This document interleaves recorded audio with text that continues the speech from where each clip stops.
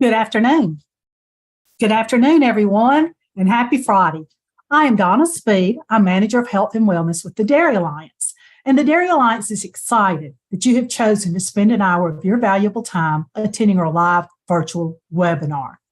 What WIC providers need to know, real life and culturally relevant applications to enhance nutrition in the early years. We will discuss the critical nutrients needed in the first 1,000 days of life and how dairy can play a role in bridging the nutrition gaps. We'll review best practices when starting solid foods.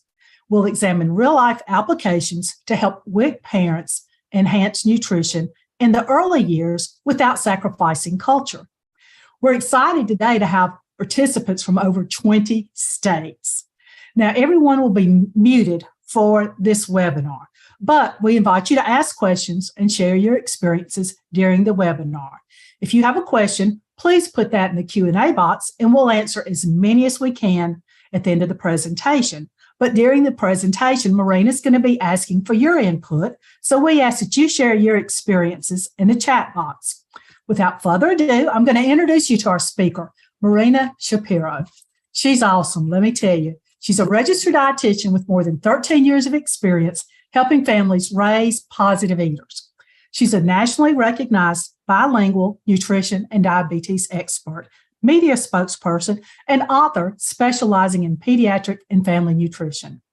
She's the author of Diabetes and Pregnancy, a real guide for women with type 1, type 2, and gestational diabetes by the American Diabetes Association. Marina is the founder of NutriChichos, a bilingual pediatric and family nutrition practice where she provides evidence-based yet practical feeding advice to everyday parents. As a mom of 2 young girls, she understands the challenge of feeding those young children. Her goal at NutriChichos is to help mothers and parents raise healthy eaters with a positive relationship with food. As a former spokesperson of the Academy of Nutrition and Dietetics, Marina has over 500 media appearances. Her advice is frequently featured in media outlets such as Parents Magazine, Diabetes Forecast, The Huffington Post, Medscape, Univision, Oprah, and the Miami Herald. She has extensive experience providing science-based commentary and translating science into practical advice for everyday people. Shapiro graduated from Boston University and earned a master's degree in public health from Florida International University. Marina is originally from the border town of El Paso, Texas, and Juarez, Chihuahua, Mexico. She now lives in sunny Miami, Florida, with her husband and 2 daughters. So, Marina, I'm going to turn it over to you. I am so excited to be here, everybody. And I will actually say I'm currently living in Yucatan. I'm currently living in Mérida, Yucatan for a year. More on that later. So it's been an adventure, but for the last 12 years, I've been, in fact, living in Miami. So I'm super excited to be here. I hope you guys are in for a treat, that we have fun and that we learn. And I love to hear from you guys. So I'm going to be asking some interactions, thoughts, and so definitely put it in the chat. And any questions specifically that you want me to answer, we're going to have some time at the end. So I'm going to go ahead and get this started. And I'm going to start off by saying this. Feeding kids is hard. There, I said it. I'm a pediatric registered dietitian, and feeding kids is really hard. And so, I think that, at least for me as a mom as well, the expectations versus reality of what starting solids look like, it's like when you buy those ads or the Pinterest or the Instagram that you think you're going to get this, but the reality is very different. That can happen to me, right? So this is my daughter, Emma Lucia, and I thought starting solid was going to be like this, just sunny and beautiful. And the reality was that it was sometimes like this, right? She would gag, she would make these faces, she would throw the food on the ground. And so reality is often very different than the expectations that either we hear or that we often put to ourselves. But I think nowadays it could be very, very overwhelming to feed kids, to parent, to do anything, because the amount of information that we're getting, we hear things like definitely start with cereal. Yes. Oh, no, you need to avoid cereal because it has just too much arsenic, right? Or, start with the veggies. Absolutely the veggies. No. Don't start with the veggies, because if you start with the veggies, if you don't start with the veggies, then, and if you do fruits, then they're only going to like the fruit flavor because it's sweet. Or, baby-led weaning. Oh, you're not doing baby-led weaning, girl, you're doing everything wrong. Or you're doing baby-led weaning. Oh my God, they're going to be able to, like, they're going to choke. So the amount of conflicting information is astonishing. So no wonder we're all confused and we don't know what to do and we don't know who to trust. And so, when we're starting solids, the expectation, at least I'm hearing in my practice or everywhere, is, babies will love everything. It's just, feeding is just so natural. Just like breastfeeding, right? Breastfeeding is going to be so natural. Psych. Parents were always going to have the time and energy to make these beautiful Pinterest perfect meals. And of course, you need to buy organic, because if it's not organic, it's totally unhealthy. And it needs to kind of be expensive in order to be nutritious. Absolutely not. We know that the reality is very different. We know that it takes time for babies to get the hang of eating, right? Why? Because eating is a learned behavior. Just like learning how to ride a bike, just like learning to eat, to read, it takes time, it takes practice. And we also know that meal times are a source of stress, because guess what? Families don't have time. Not only that, they don't sometimes have the energy or the bandwidth to be, fighting with our kids. And so there's limited budget, there's limited energy. But the reality is also that meals don't need to be Pinterest perfect. And I'm a firm believer in that. And feeding kids, when did it become a competition, right? So there's also a cultural disconnect. And we'll be talking a lot about this, because we all eat different, right? And so how we might view eating, for example, dairy in the US is something totally different than what could be. And it happened to me, right? And so realizing that not everybody eats the way we eat. And sometimes there's a disconnect between the providers. This is what I call but I am Latin, right? So I want you to think about Sofia Vergara and saying, oh, but I am Latin, right? You don't know what I'm talking about. We'll get to this point, right? So the challenges, too much information, right? Who do we trust? There's tons of myths, misperceptions, not just about starting solids, about dairy, but there's also unique cultural practices that you guys are going to learn among Hispanics. And at the end, we want to close the gap. We know the first 1,000 days in life are critical for a baby's growth and development. And so again, cultural disconnect, not everybody eats the same way. And I always say health does not equal eating chicken, kale, and brown rice, right? Like there's other ways of eating, yet still healthy. And this is the fundamental question.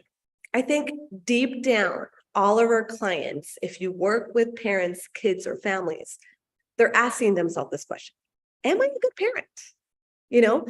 And I think a lot of the times we're judging parents, whether they're eating certain foods, they're doing certain things. So the expectation to be doing just everything perfect leads parents to this: am I a good parent? So feeding kids is not a marathon, right? Feeding kids is not a sprint. It is a marathon. We're teaching them lifelong habits, and getting this mindset, especially in our parents and our clients, is very important. So why are you guys here, right? So you're here because you are a healthcare professional, you work with families, infants, or you work in WIC. You might live in a place that has a large Hispanic population, or simply you might just have a lot of clients that are coming from the Latin diaspora. You might be curious, you might be frustrated, but you want to make a difference. And that's why you're here. And you also love dairy, and you want to know maybe more ways that you can incorporate dairy in a more culturally diverse way. So today's agenda, right? We're going to be talking about these 4 main pillars. The first one is going to be the what, the when, and the how. Everything about starting solids. And if you work with WIC, you probably have a lot of experience. So nutrients of concern and why does it matter? Then we're going to be talking about this, but I'm Latin, right? This cultural disconnect. And we're going to understand some of these cultural feeding practices among Latinx moms and really have a better idea of maybe what could be going on. Then we're going to talk about, health is not just chicken, brown rice, and broccoli. And we're going to talk about ways to enhance nutrition in a culturally relevant way from starting solids to toddler years. And lastly, we're going to get you culturally ready, culturally curious, and we're going to talk about some real life applications and pearls of wisdom to really provide meaningful education. So hopefully at the end of today's webinar, you're going to understand, you're going to feel confident because you're going to know the research. We're going to talk about some of the research. You're going to understand some of these cultural beliefs of Latinos and realize health can look a lot of different ways, right? And we're going to discover ways of doing so together. So if you started off with maybe like, I don't know why I'm here, or I have some questions, at the end, I want you feeling like this. I want you feeling pumped, excited, confident, and knowledgeable. And if you don't, you're going to ask me questions. So I'm curious to know from you guys, what is your biggest struggle? I've been, this is something that I asked when we were planning this presentation, because you guys are coming from a very different place than, for example, Miami, or for example, Texas. So when you're counseling your WIC clients, and you can put this in the chat, what is your biggest struggle when you're counseling your WIC clients? Is it that, you're dealing with myths? Is it that it's just really hard for them to change? Is it the language barrier? And hopefully maybe at the end, we can talk about some ways of approaching this together. So feel free to put it in the chat, kind of any experience that you have, or even where you're providing this counseling. And at the end, we can hopefully have some time to answer. All right, and so let's move it. So I'm hearing here, parents who think their child's unhealthy eating habits are bad. The grandparents did it. Yes, we're going to talk a lot about grandparents and the role of grandparents, particularly Latino grandmothers. So absolutely, thank you for writing this, because grandparents do play a big role. So feel free to continue writing them, and I'm just going to breeze through because we have a lot of information. Too much milk or not enough milk? Absolutely, we'll talk about this, and we're going to talk about something else, which is toddler milks. So, feeding kids is hard, guys. I'm a pediatric dietitian, and I've been doing this for 13 plus years, and I have 2 kids, and it has its ups and downs, right? And, I came to nutrition, and you hear a little bit more about my story, but my philosophy is a little unique in that my goal is to help parents, help moms raise healthy eaters, but more or less have a positive relationship with food, focus on enjoying, focusing on balancing, right? It's not about the latest trick. It's not about the latest diet, because guess what? That's not going to work. And that's not going to help our kids build a healthy relationship with kids. And so my motto as a mom and as a pediatric dietitian, it's let's strive for balance, not perfection. Let's give ourselves some grace to create these positive and healthy meals. And so I'm originally from the border town of El Paso, Texas, and Ciudad Juarez. I don't know if there's anybody here. Sometimes I have some people like, oh, El Paso, and I'm like, hey. And I've been a registered dietitian for 13 plus years, but I also live with type 1 diabetes. And I think this is where, I guess indirectly, my love for nutrition came along. It wasn't by choice, but it happened when I was in the hospital room with a blood sugar of 460. And I said, okay, I guess this is my calling. So living with type 1 diabetes that, people tell you what to eat, when to eat, how to inject, whether you have the good diabetes, the bad diabetes, and really created a kind of weird relationship with food really made me realize that we need to start focusing on this relationship.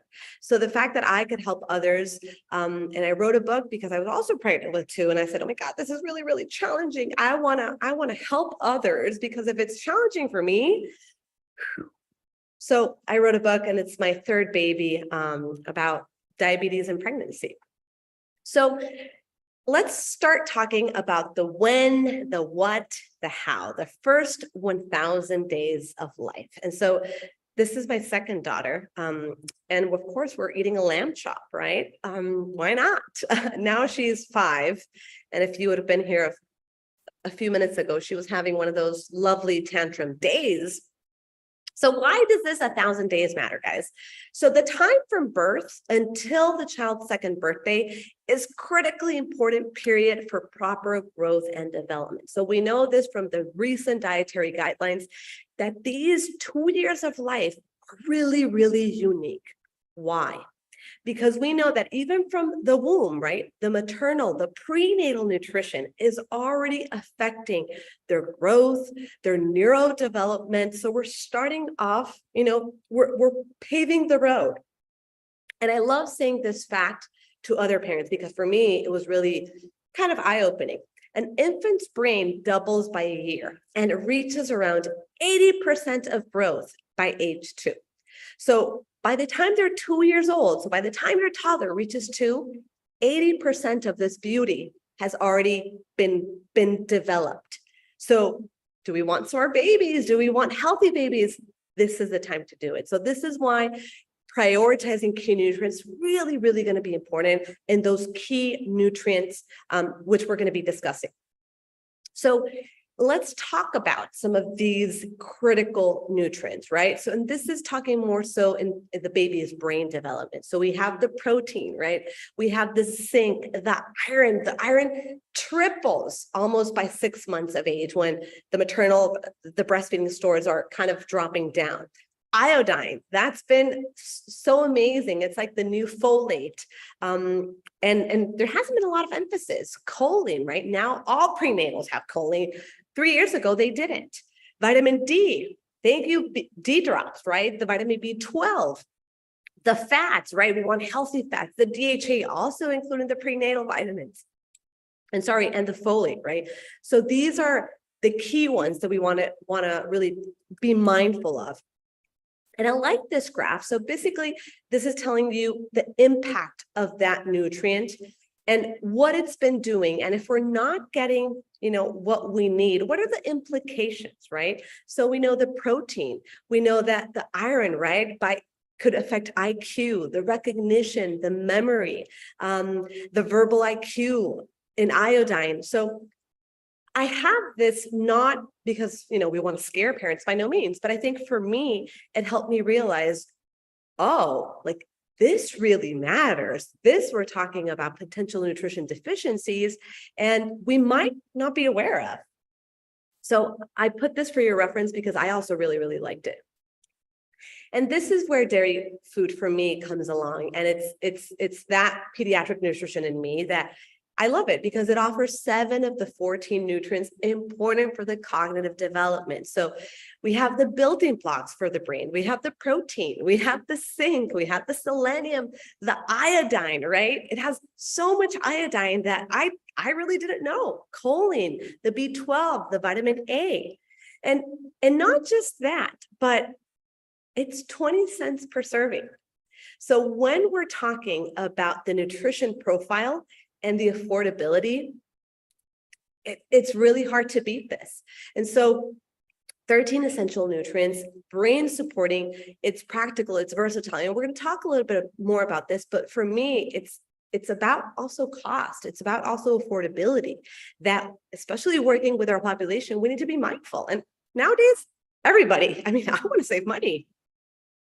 So let's talk about the what, the when, and the how, right? So what are we feeding our babies, right? So again, as per the dietary guidelines, we want to focus on high nutrient foods. We want to really prioritize the iron, the vitamin D, the potassium. We want to focus on making every bite count. And this is where, not that I'm going to say don't have fruits and veggies, because I'm a pediatric dietitian, of course, but sometimes we focus too much on that. And guess what? Babies need the protein, need the iron, need the zinc, and we're going to see them also in other foods. So yes, on the fruits and veggies, but also really making sure that we have that nutrient dense. Variety, and also educating our parents on, what's going to be happening, expectations. I think sometimes we don't talk a lot about this is what's going to happen. So we don't have the tools. And when a moment like picky eating comes, we're just like, huh? We're unprepared. So when we're talking about the when, right, we want to focus on the developmental readiness, not just a chronological age, right? So are they able to sit with little or no support, right? So they're not going like this, right? Or they're not just like this, right? They need to be able to have, their neck being able to be supported. Usually by this time, they're doubled in their birth weight. They're going to be interested in food. They're going to be putting things in their mouth. I can tell you that my first daughter, Emma Lucia, it was 6 months. And I was like, okay, we're doing this. And she was like, nope. Like, she would not open her mouth. She just wouldn't be that interested. But guess what? 2 weeks later, boop, light bulb went up. And so it's trusting our kids and looking at these readiness cues, not so much you just turned 5.5, you should be able to do so. And lastly, the how, right? There's many ways of feeding children. There's no one right and one wrong, right? Whether you do baby-led weaning, whether you do food traditional, that's fine. Do what works with you, right? I mean, nowadays there's so much pressure in doing it one way or the other, and you're being a good mom versus a bad mom. Do what works for you. And a lot of the times I think we focus too much on, oh my God, are they getting the kale? Are they getting the salmon? That we forget the what, the how. We forget that we're doing a little dance, right? We're learning from them. Are they opening their mouth? Are we kind of feeling confident? Are we trusting them? Are we responsive feeding them, right? So learning these cues of fullness. The how and the why kids eat is sometimes more important than the what. And I think oftentimes in the nutrition world, especially in the media, we focus on, eat this, not this, the what. And we often neglect the how or why you're eating that. And I think the more we focus on the why and the how, I think the more empowerment and the more positive relationship we're able to build. And I always say, if your child eats veggies only when you bribe them with candy, great, you're doing it, but that's worse than just not them eating them at all. So the how and the why matter. So let's talk about but I am Latina, right? That cultural disconnect. And we're going to talk about some of these health beliefs. And so for you guys have an idea of kind of the feeding norms that are happening amongst Latinas. So why does this matter, guys? Why are we having this conversation? Latinos are the largest and fastest growing minority in the US. So it's, we're becoming more diverse. And I think at the same time is, why are you guys here? Why are we doing the job that we're doing? Well, we're doing it because we want to help parents. We want to make them feel empowered, feel educated. We want to prioritize nutrients in babies because we know that this is an important gap and this is an important window of opportunity. We want to focus on affordability, on versatility. We know dairy is both affordable, it's nutritious, it's versatile. And at the end of the day, we want to be their partner. We want them to trust us, right? So that is why we want to be culturally curious.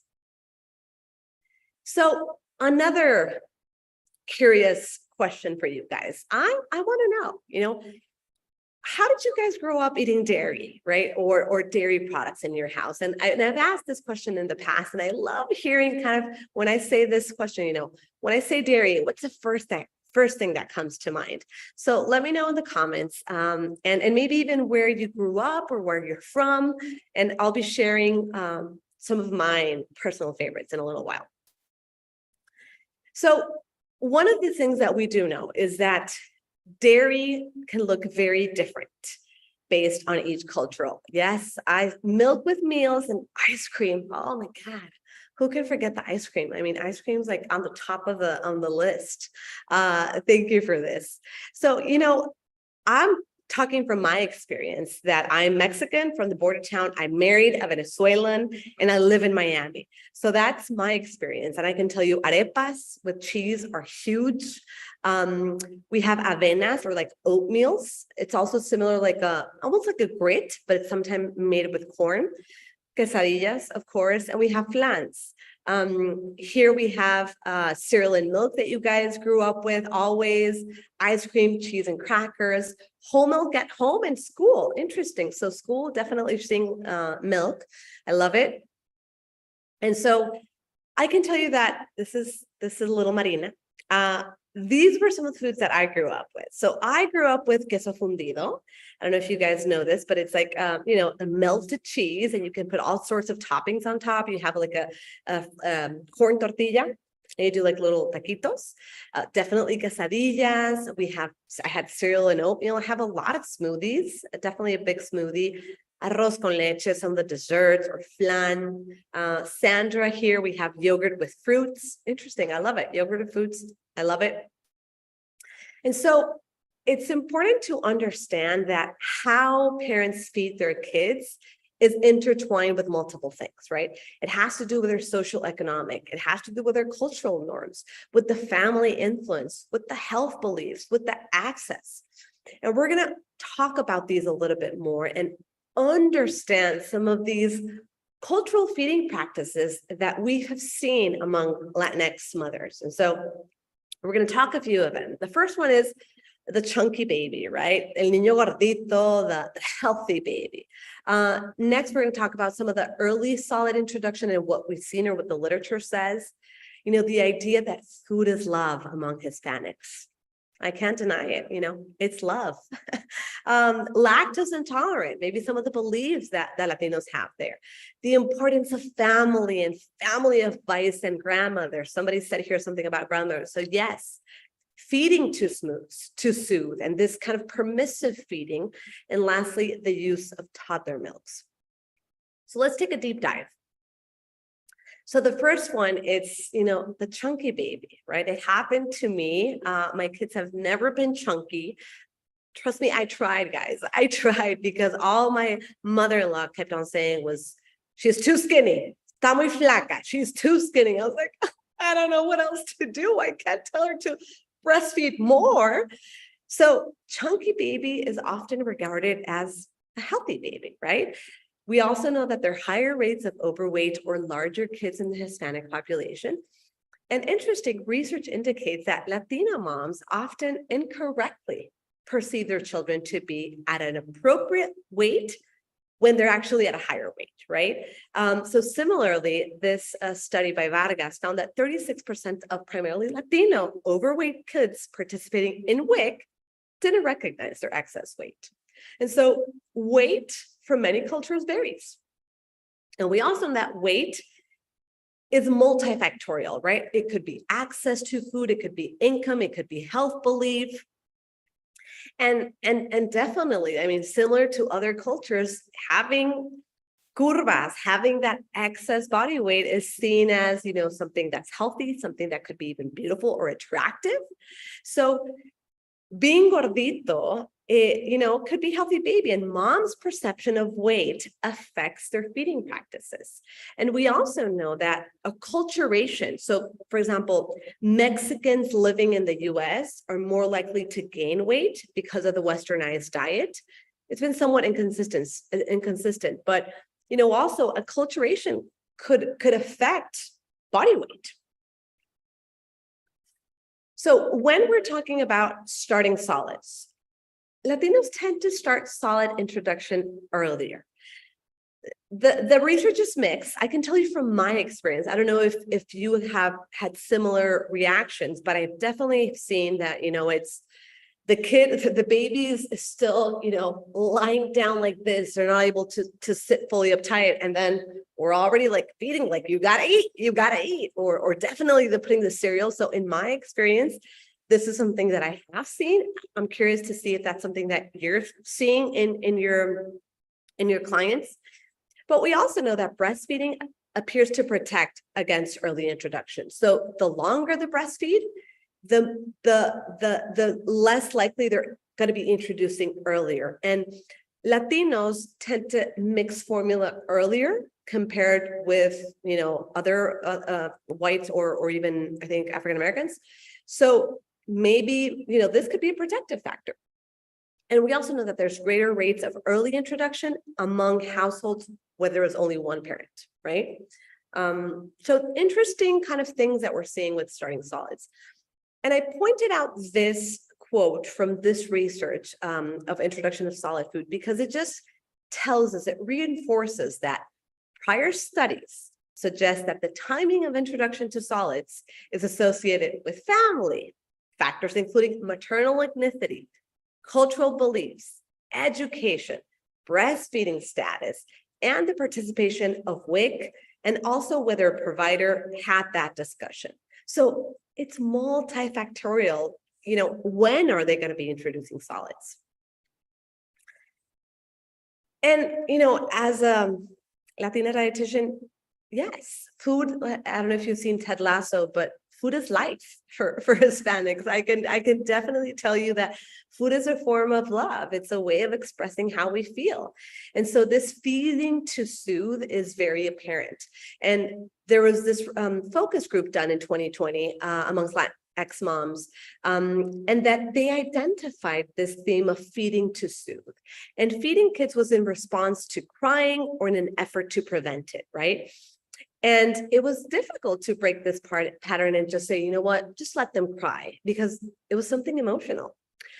This focus group also found that adding cereal was believed to help them sleep longer. This is something that I've constantly seen in my practice. This permissive feeding practice, so maybe like a looser meal structure, or like feeding when a child requests food, not necessarily having a lot of like specific times, was apparent. And my favorite, the lack of reintroduction of previously rejected foods. So many parents believe that if an infant refused a particular food more than once or twice, they didn't like it, obviously. So again, it's sometimes we just don't know what we don't know. If somebody were to tell me, hey, you know what, your kid is going to make really weird faces, but don't freak out. That's just normal. Sometimes it's teaching them beyond, and it's what can you expect? Giving them the tools. Toddler milk. So 2020 study found that Latinos are at higher risk of purchasing toddler milk. Partly it's because they're really marketed. The marketing industry is really focusing amongst Latino parents. And of course, why are they doing this? Because Latinos perceive it as healthy. About half of parents had previously purchased a toddler milk, and very few, only 11%, found toddler milk as unhealthy, right? And so this idea of course, they're going to need a little more fortified toddler milk, and a lot of the times they have a lot of added sugar, they're expensive. So it's that education component, areas of opportunity. So quick quiz. If you experience lactose intolerant, can you eat cheddar cheese and Greek yogurt? You can put it in the chat. True, false. We're in jeopardy now. True or false? If you're lactose intolerant, can you eat cheddar cheese and Greek yogurt? True. Too easy, guys. Too easy. Yes, true. And yes, true. Too easy. So, for many Latinos, it's like, oh no, they're lactose intolerant. Then let's remove every milk. And it's not just for Latins, I think, for many individuals. But guess what? Lactose-free milk is the real deal, just without the lactose, right? And so again, we're getting that nutrition, but just removing the lactose. And not to mention, we have the kefir, we have the yogurts, we have the live cultures, live microorganisms that are really going to play a significant role in immunity and gut health. So of course, I want you guys to be eating yogurt. Queso fresco has minimal lactose, and it's widely used in Latin American dishes. And just FYI, any food that is in the state that has a nutrition label or sold in like a supermarket, especially cheeses, they're going to be pasteurized. Unless it's like from a little mercado or somebody made it from home, then we want to be mindful, and we definitely want to recommend pasteurized, but everything else is going to be in the US, it's going to be pasteurized. Here in Mexico, where I live, it's not pasteurized, and it tastes delicious. We also know that hard cheeses contain very little lactose. So yes, on the cheddar, the Swiss, the Colby, right? And so who do we trust, guys? Lots of research has shown that mothers believe providers are not going to understand, right? So if I choose not to follow recommendations, you know what? I'm not even going to bother because I don't trust you. And so who do they go? They actually ask their relatives and their family members on infant feeding. And another study in 2011 found that nearly all parents of young kids ages 4 months and older had discussed the introduction of solids sorry about that, it's another cell phone. So nearly all parents had actually discussed the introduction of solid foods with their pediatric provider. There we go. Sorry about that. So having the discussion, it's not the issue, guys, but it's the effectiveness of promoting that message. So they're getting the message. We're talking to them, but for some reason it's not going through, right? So I love this insight because it's not a matter of awareness. It's not a matter of education. It's a matter of, it's not going through. It's not being meaningful. So understanding feeding practices of Latinos. So we know that advice from Latino family members is often inconsistent with science-based recommendations, but in an attempt to show respect and keep the relationship harmonious, they're still going to follow their family members because family dynamics play a big role. So, takeaways. Maternal feeding practices are impacted by cultural views and, yes, body weight. Food is a form of love among Hispanics. We've seen permissive feeding practices like overfeeding or maybe a lack of schedule, again, generalization, and family dynamics respect plays a big role. And we still have a lot of myths to dispel, whether it's toddler milk, whether it's cereal in a bottle, whether we're lactose intolerant. So these are areas of opportunity. So let's go into our third pillar of today. Health is not just chicken, broccoli, and brown rice. So how can we kind of enhance, boost up that nutrition in a culturally relevant way? And there's three things that I'm going to point out. Number one, Hispanic, Latinx is not a monolith. There's so many diversity. And guess what, guys? It's really hard to know it all. I don't know it all. I'm still learning. But I think for today's purposes, we're going to give you a general idea of kind of what are some norms, some of the traditions, so you feel acquainted. But guess what? You're not going to know everything. You can ask. It is okay to ask. And so let's understand some of these traditional first foods. And this is some of the literature, some of my experience. I wonder if, you guys have some insight, but sopas, the homemade soups with cooked vegetables and water are really popular, right? Some may add meat, although they thought that meat could not be digested. And so what do? They waited until 9 to 12 months to give it.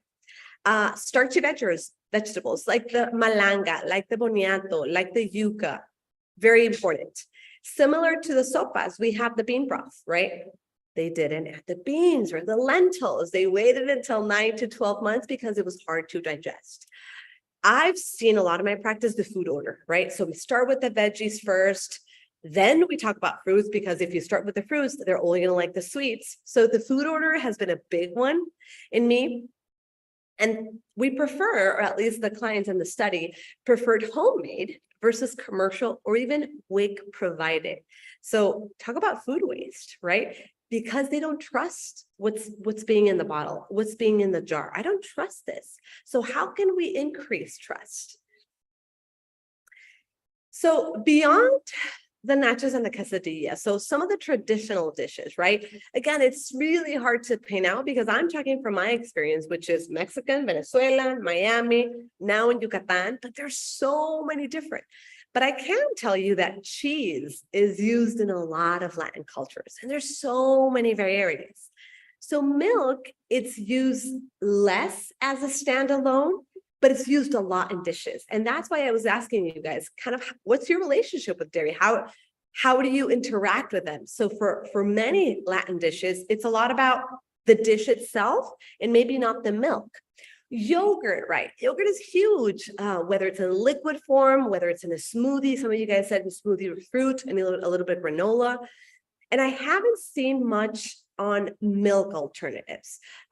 Definitely, we've seen it more in like the Gen Z or third generation that there's a higher use of milk alternatives, but not so much in parents. So how are we going to enhance nutrition in culturally Latino dishes? We're going to focus on adding, and that's a big one. It's not telling you inherently white rice is horrible. White rice is poison. No, it's how can we add? Let's talk about adding, not eliminating. I'm a big fan of doing nutrition boosters, what I call the flax seeds, the yogurt. We do whole grain, full fat, avocados. Could we include more native fruits and veggies? Because guess what? In Latin America, there's tons of native fruits and veggies, but we're never being told or instructed that this is fine. We only hear about the kales. We only hear about, the wild berries. We never hear about anything else. Reading labels, right? Could this make parents feel more trusting of what they're going to be eating? And it's focusing on maybe adapting a family meal, right? Not making everything new or giving baby a different food, but how can we still keep the family component? So in the next minutes, we're going to focus on just examples on different ways we can optimize nutrition, starting from the first foods and giving you guys some ideas from first foods to toddlers. And so when we're talking about first foods, right? What have we learned in these 40 minutes? Iron, key nutrients, nutrient rich. And so guess what? I love that you're using that homemade sopa, but why don't we blend in some of the meat, some of the chicken, some of the pork? Yes, absolutely. Include some of the beans. Beans, I love them. So it's including what you already have, but making it appropriate, right? Yes, on the yogurt, they're already familiarized with the yogurt, but hey, actually, let's do maybe a full fat, a plain. And actually, it could be a great food to even include for textures, include for oral motor development. They can get dirty with it, and we can incorporate and add other things like fruits, like flax seeds, chias. When we're talking about first foods, there's tons of great first foods. We have the avocado, we have the pork, which is going to have, the zinc, the iron, lentils, beans, right? Those can also be first foods. So again, it's focusing on making it appropriate, making it safe, but not on you need to make something from scratch for just your baby, right? And so these are, again, these pictures are all from what I gave my kids. This is my nephew having like a big gulp of peas and full fat yogurt. And so in the next ones, we're going to be talking more like the later infant toddler, right? So when we're talking about breakfast, right, they're already going to be familiar with like a hot oatmeal type of maicena, but instead of water, because a lot of people still use water, could we add some full fat milk, right? Could we add some sprinklers, right? Linaza is flaxseed. It's a native to Latin America. Same with chia. So if I go to a bodega, which I always like to do in Miami, we're going to see tons of this. The hot cakes, as they called, or pancakes, could we make them with full fat yogurt and increase the fluffiness? Could we add maybe some fruit? Could we add some maybe nuts or nutrition boosters? Arepa, right? My nephew's first foods was arepa. Amazing, right? Could we add maybe a little egg next to it? What about some cheese, like as I have here in my French toast, like some hard cheese, some calcium, some vitamin D, right? Batidos and smoothies are really, really popular. And so a lot of them, if they're going to be sold in, especially like a Latin supermarket, they're going to have a lot of added sugar, right? So can we teach them to do it similar, more cost effective, including maybe even frozen fruit, right? Instead of adding water or maybe like an orange juice, could we do a yogurt, a liquid yogurt, a full fat yogurt, no added sugar? Could we do a kefir, some probiotics, right? Depending on where they're shopping. So lots of fiber, lots of calcium in that same food they're already used to consuming. So what about lunch and dinner, right? And again, it's a matter of going to be asking, what do you guys tend to eat for lunch, for dinner? So great, if you're having the quesadilla, what are some of the vegetables that you're used to consuming? Could we add some mushrooms? Could we add some spinach to that quesadilla? Rice and beans are fabulous. They're fantastic, right? We also have like peas. I'm a fan of frozen peas and rice, plant-based protein. So it's also going to be a matter of emphasizing and teaching what a balanced plate is. It's not that you cannot have this, but hey, I think you're forgetting, how can we make this better? How can we optimize this, right? And, lastly, for snacks, whether it's, I have here some paletas de mango, so they're yogurt popsicles with full fat yogurt with some chia seeds, a little bit of honey and frozen fruit. There's many, many ways that we can, optimize it. They're already having the avocado. Could we do some guacamole with some chips already? Could we do some leftover yogurt and we do it like frozen and put some stuff on top and put in the freezer? So a lot of it might have to do with teaching them, because this might be something that they've never done. It's something that they're already used to, but they've never been told on how to do so. And so, instead of maybe just traditional pancakes, could we do some oatmeal and yogurt pancakes? Instead of like picadillo, which is ground meat, could we do maybe even ground meat with added veggies, or maybe even a turkey picadillo, depending on, family history? A plain quesadilla, could we add some veggies to the quesadilla? Fried plantains, I love them. You can always have them, but if you're having them all the time, hey, could I show you some air frying, some baking techniques? Yeah, we're tight on the fresh produce. We don't have a lot of money. Hey, have you considered canned, frozen? Those are going to be great sources of nutrition that are often underutilized. And so last pillar, it's how can we provide meaningful education to our clients, right? And I always say, we never really are going to be truly culturally competent, guys. We're always learning. I'm always learning. I'm here in Mexico and I'm, a Mexican, and I'm still don't know a lot of things. And so realizing this need for, curiosity. And I love to show my example because I eat the flour tortillas, guys. I eat the tacos. I eat the plantains. Of course, I add some frozen veggies. I balance it out, but people are so surprised because their idea of what I should be eating, right? What do you mean you have diabetes? What do you mean you're a pediatric dietitian? You can't be eating that. And so some things to consider, right? Do they trust WIC? Do they trust you, right? Asking them, is there an access to a supermarket? What about food deserts? Hey, I'm just curious, where do you get your information? Internet, doctor, TV. How can you give them relevant information that will actually help them? So it's really hard sometimes because sometimes we just have to listen more than we talk. And I know that for me, that's really hard. And so Latinx moms and how are they obtaining information? I love this study because it really shows us that this was the frequency in which participants obtain information from each source. Look at this. Friends and coworkers, 30%. Internet, 32%, right? Family members, 25%, equal to a healthcare professional. Maternal grandmothers was higher compared to doctors. So realizing that they're still going to see their aunts, they're still going to talk at a party, they're still going to listen to other people's advice. So how can we build that trust?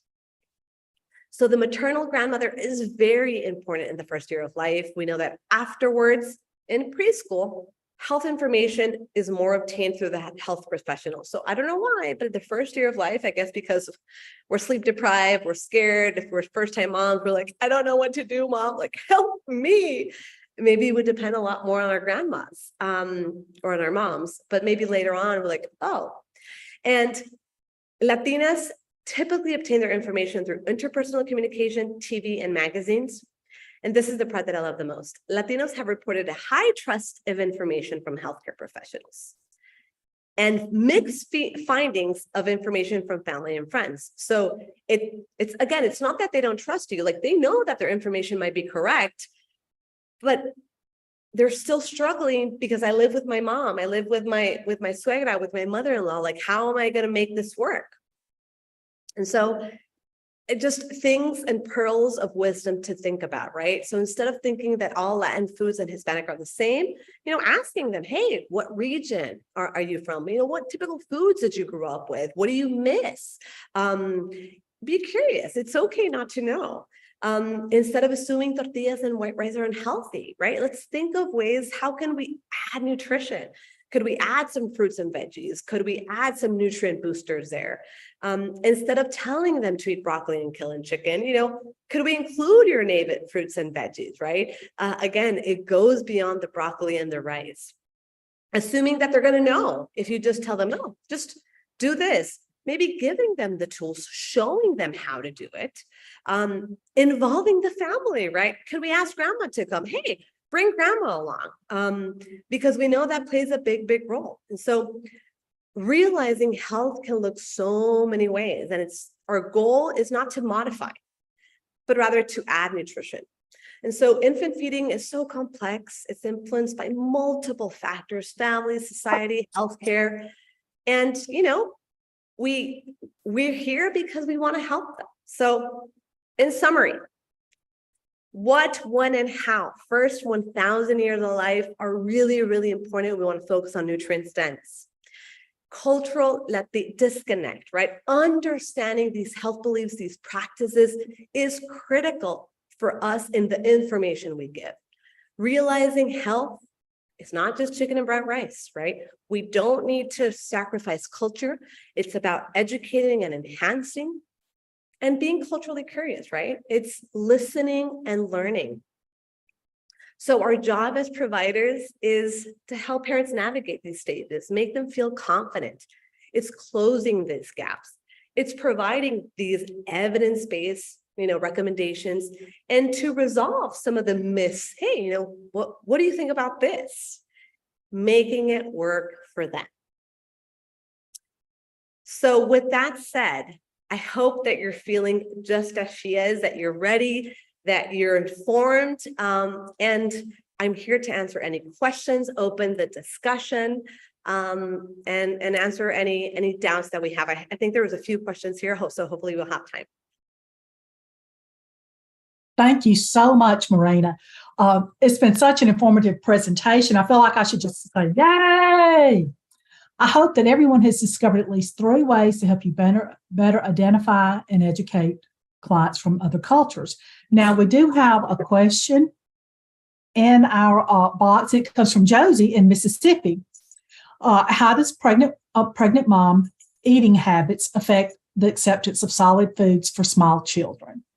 I love this question. So there's been different research that has been shown in even the variety of moms. So for example, if mom ate, I think this was on Indian moms, that they ate lots of spices, lots of different fruits and veggies, just a wide variety, then it did show that kids were more likely to accept these foods later on in life.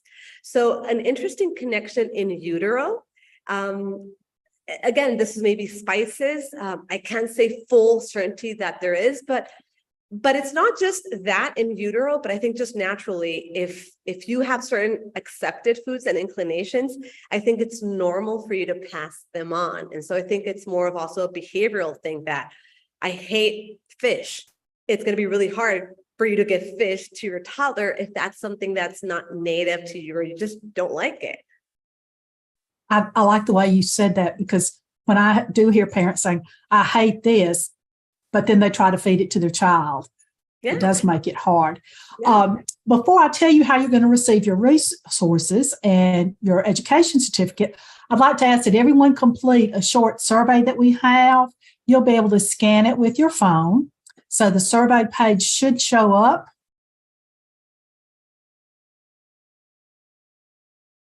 There. Can everyone see it, I hope? If you'll scan that, we have just a few questions. We just want to make sure that we're giving you information that will help.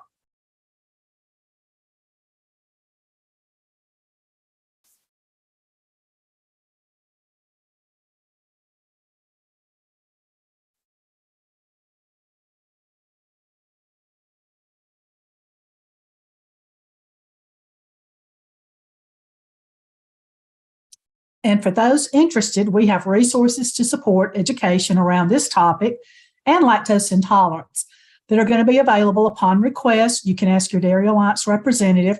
We'll have it in both digital and in hard copy. I hope everyone has had time to work on their evaluation, their survey for us.